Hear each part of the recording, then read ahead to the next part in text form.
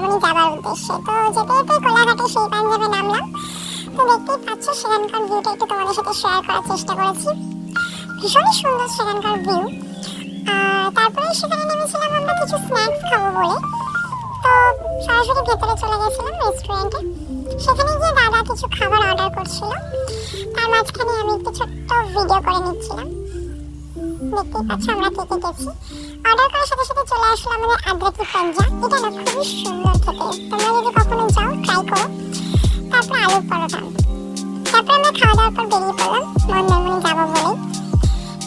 রাস্তায় একজন গোলাপ বিক্রি করছিল, সেখান থেকে দিদি গোলাপটা নিয়েছে, দেন আমি ফটো তুলেছি। তারপর পৌঁছে গেছিলাম আমাদের হোটেলে মন্দারমণি সেই বেঙ্গল।